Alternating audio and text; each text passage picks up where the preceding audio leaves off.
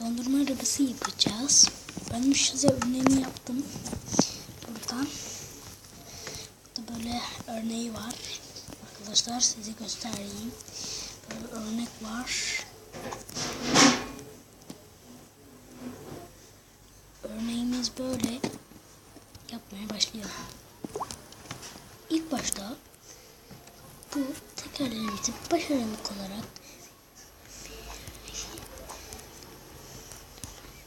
böyle koyuyoruz. Ya böyle çıkartalım ya. Arkadaşlar böyle yapıyoruz. Böyle 4 teker 5 olarak halde yapıyoruz. Ve araya şunu şöyle koyuyoruz. Alt tabanı yapmaya başlıyoruz.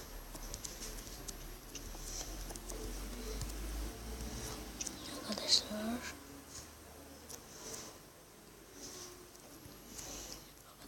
böyle yapmaya başlıyoruz.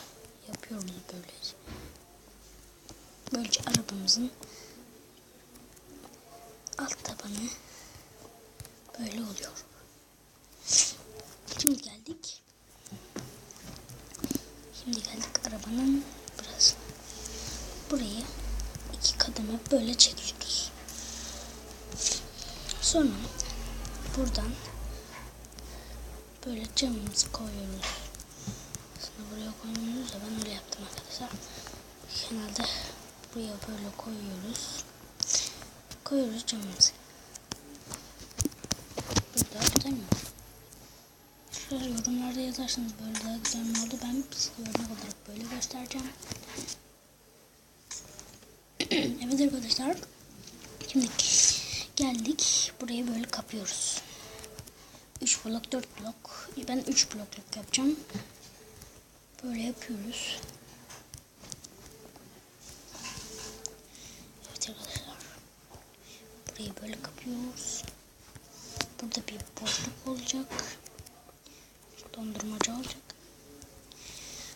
Dondurmacıyı böyle kapıyoruz. Şu 2 boşluk olacak. Şu üstte böyle kapamıyoruz.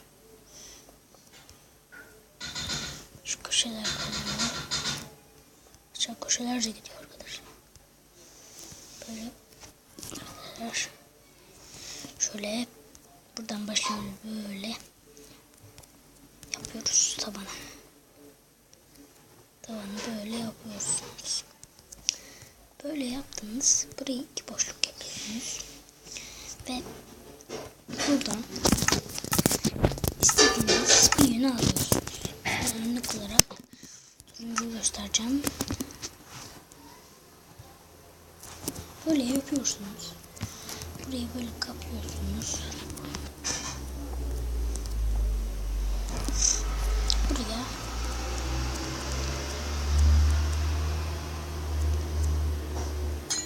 şurayı şöyle yapayım.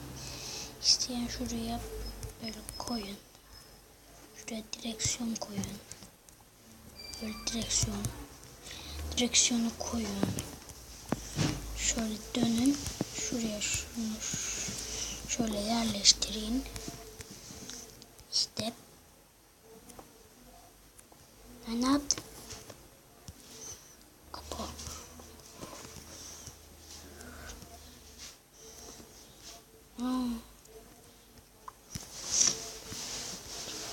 Ben yanlış yaptım. Şöyle yapıyoruz. Böyleydik.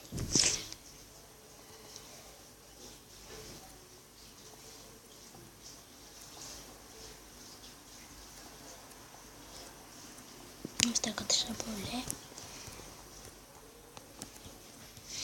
böyle yapıyorsunuz. Şimdi geldik dekora kafamızı alıyoruz, buraya yerleştiriyoruz. Kırayım hatta şöyle işte yerleştireyim. Böyle yapıyoruz. Böylece arabamız oluyor. Diğer örneğimizi de göstereyim. Bakalım bu örnek. Diğerinden daha güzel.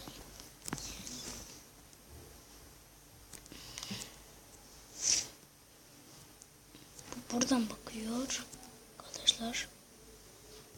Bu böyle yaptım ben bunu. Buradan böyle yaptım. Ama bunu böyle yaptım. Hatta şöyle yapayım. Arkadaşlar. Burada bir blok kalsın. Hani bunun gibi olsun.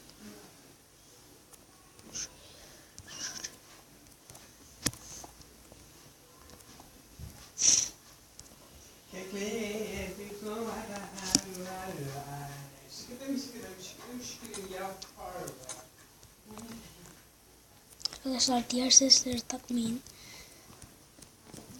İşte bu da böyle.